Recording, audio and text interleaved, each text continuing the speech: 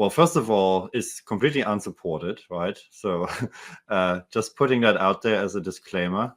This is not sort of official Microsoft supported, but it's the only way you can achieve this. So basically, imagine you've got existing tabular models in analysis services, specifically Azure Analysis Services. You've developed them possibly using Tabular Editor or possibly Visual Studio, and you actually want to continue to develop those models in Power BI Desktop for whatever reason, right? That's what I want to show and talk about, because pbi-tools is there to help you and to make that a reality. And there's no other supported tooling, or there's no other tooling at all for this. So let me show you what I've done in terms of setup. So I've got SSMS here, where I've got an AAS Azure, so an Azure Analysis Services instance. It's called pbi-tools AAS-01. And I've got, as you probably don't find surprising, a model in here called Contoso. And that's the exact same model I've been using many times before for various demos. In fact, if you go to the pbi-tools landing page in GitHub and you look at the listing of demo repositories, this one here is the one I'm actually using here. So yeah, so we've got that, and I've got PBI desktop here with a live connection to that AAS model. And in fact, if you go into your Power BI tenant, there we go, Power BI.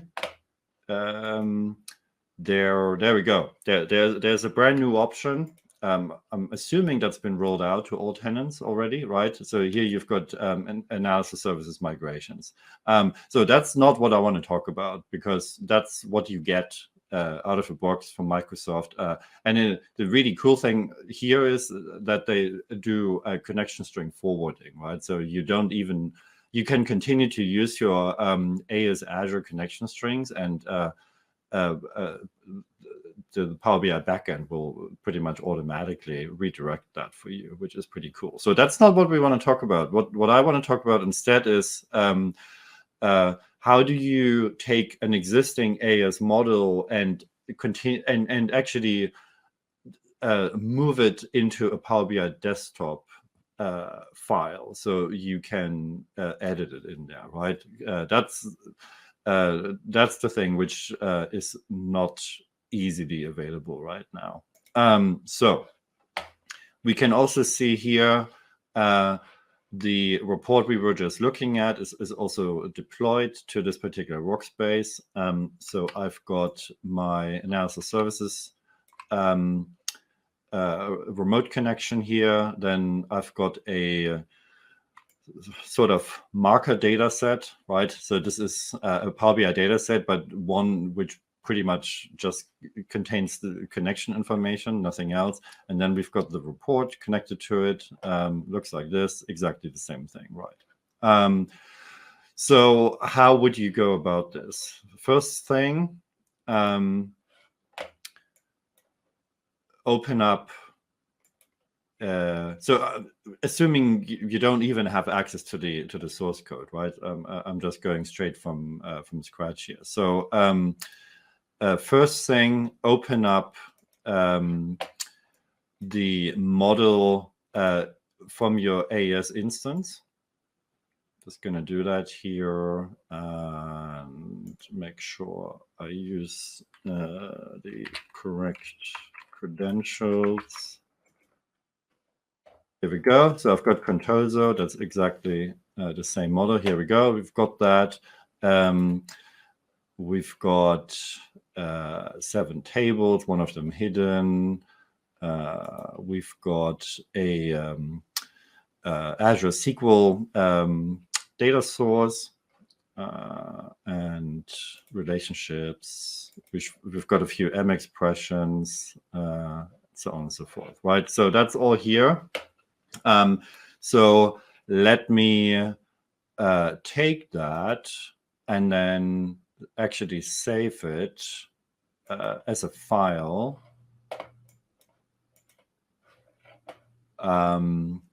to my file system. Here we go. I'm just going to call this contoso-bim. There we go. If I then open up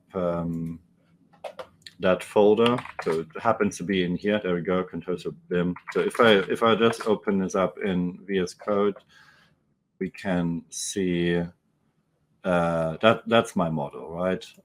Data sources, tables, relationships, cultures, roles, expressions. That's all fine. There are also no secrets in here, right? So for data source, we can see the credential only has the username specified, but not the password. So that's the one thing which isn't actually exported for obviously sensitivity reasons. So I've got this, right? I've got my sources here. So how do I convert that into a Power BI desktop file?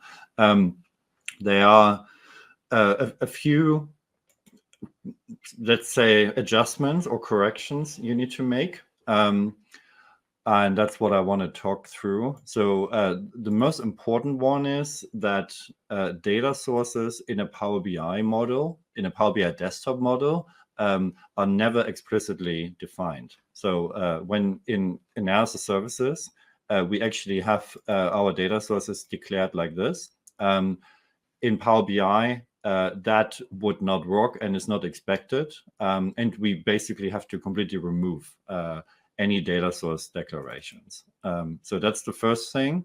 The other thing is there are 2 types of data sources. This one is what's called structured. There's another type, which is a so-called provider data source. Provider data sources are also referenced as legacy data sources sometimes. There used to be a really nice blog post on the Power BI blog, in fact, on the AAS blog years ago, where the 2 of them were contrasted. For the life of me, I can't find it anymore. I wanted to show it for reference here. I just can't. So sorry about that. It was quite a while ago, basically, when the 1400 compatibility level was introduced. So that's really important here, because if your model happens to have legacy data sources or provider data sources instead of structured,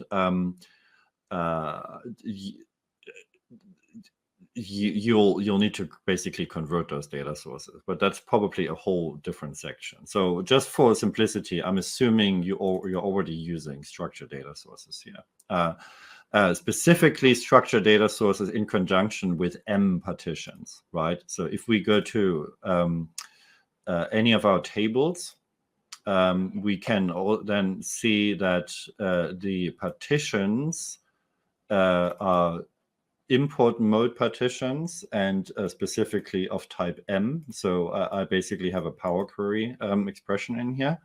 That's the other thing which is required. If you had a legacy data source, the expression would basically be encoded into your data source connection string as a base 64 blob, if you will, and the partition itself would basically just have a reference to the data source. Those ones cannot easily be migrated. So again, I'm assuming we already have structured data sources in place. We've got partitions of type M, then we're good. And then the other thing is, in AAS, in order to be able to access anything, you've got to have a role in place, at least one role in place, right? In Power BI, roles are only needed for row-level security, so basically to restrict access, right? The standard access without RLS is provided using, the Power BI service permission settings. Whereas in AAS, there is no such thing. In AAS, everything is basically done via explicit roles. So what I've done here is basically to provide a read permission to specific members of my tenant, in this case myself. That is something which you'll likely have to remove as well, and instead set Power BI service permissions once the model has been deployed there, right? So those are the two changes, really, roles and data sources. I can, I could do this in Tabular Editor, but you know what? I can literally go in here and actually remove roles and data sources right there. As long as I sort of looked at, commas and all of that, I'm still getting valid JSON. So here we go. Made that change. And then there's one other change. And that one I'm going to change in Tabular Editor, actually. So let me open this very same file. There we go. That's the one I just edited. We can see now there's no data source anymore. There's no rule anymore, right? So one other thing I need to do is I go to model, go to the model node. There's one particular option, which is this one. That's the one almost with the longest name. Which is a default Power BI data source version. Bit of a tongue breaker. You need to go in here and actually change that to V3. Not going to go into too much detail here. Just take my word for it. V3 is what current versions of Power BI Desktop expect here. So that's one change required. If I save that, we can see, given that I have this one still open, we can see that this particular element was added. Now I'm pretty much ready to use pbi-tools and sort of plug that into a pbix project. What I need to have for that is all the other pieces that happen to exist in a pbix file, right? So obviously I only have the model right now, but the pbix file contains sort of metadata, contains report and whatnot. I've made this quite easy for you. If you go to the pbi-tools GitHub,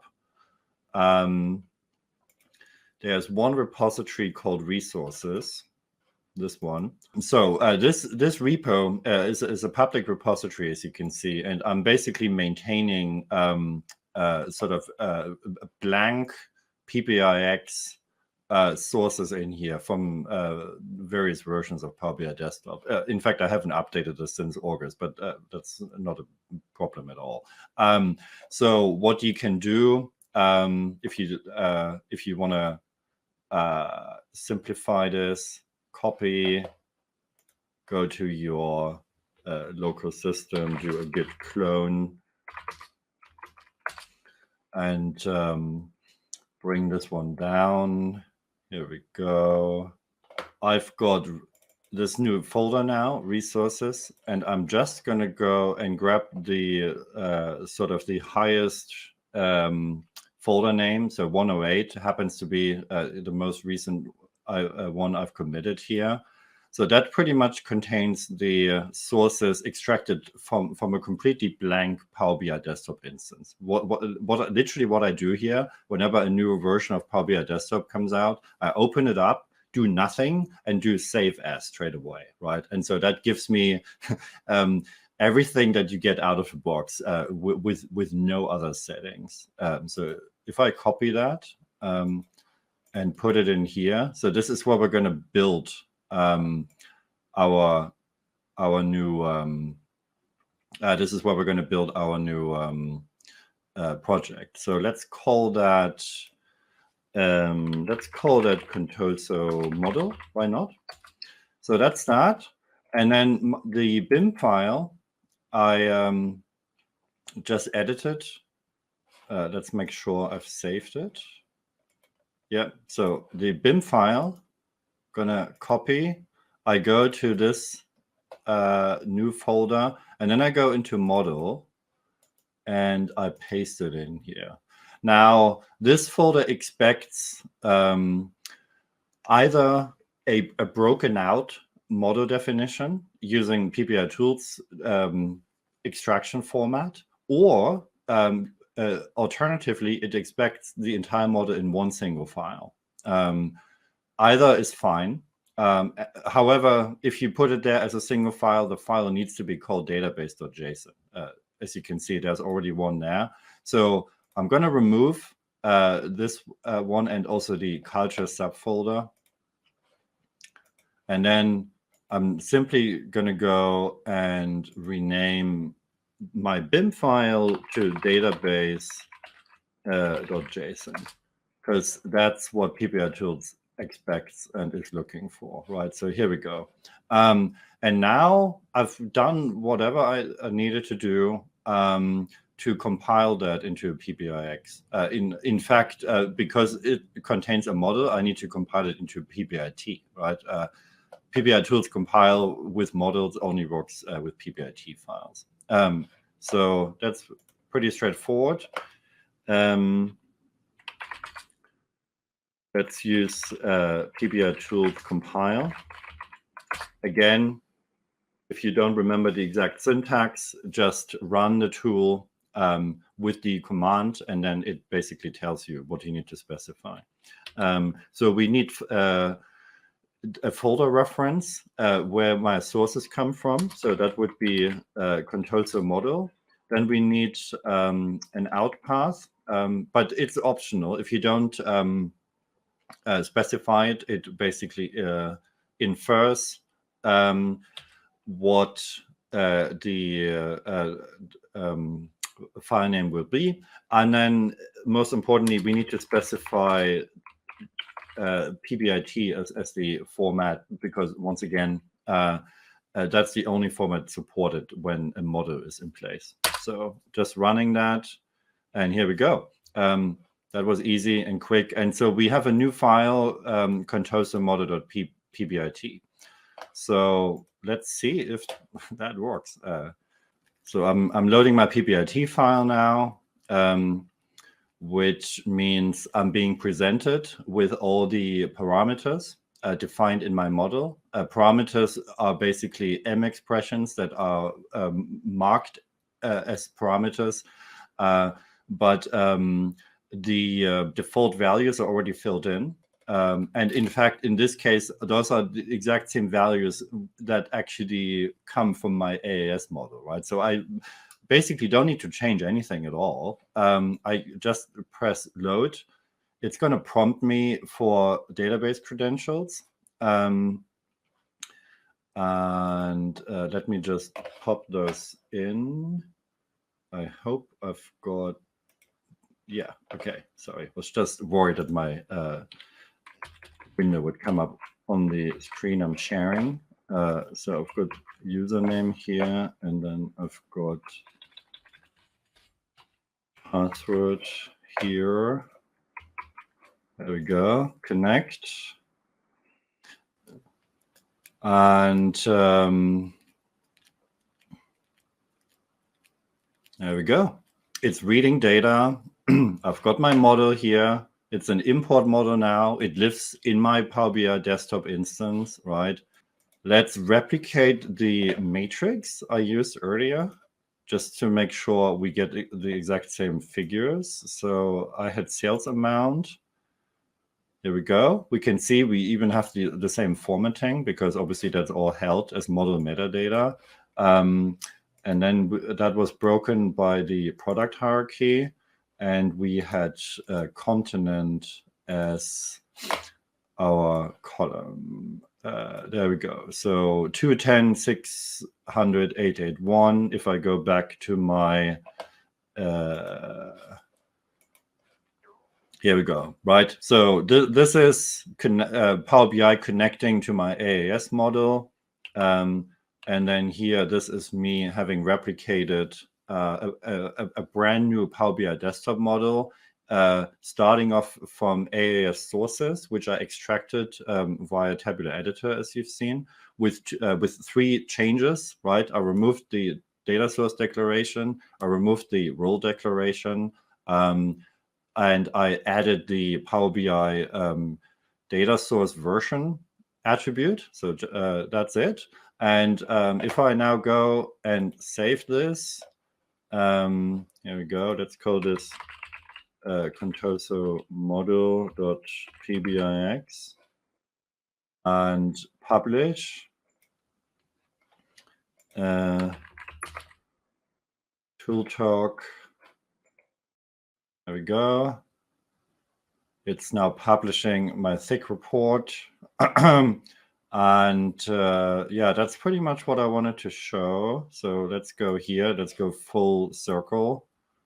There we go, right? So now I've got a proper Power BI model, right? There's no connection to Analysis Service or anything else. Everything is handled in Power BI, including permissions, including credentials. And I've got my report here. There we go. Cool. Yeah, that's it pretty much.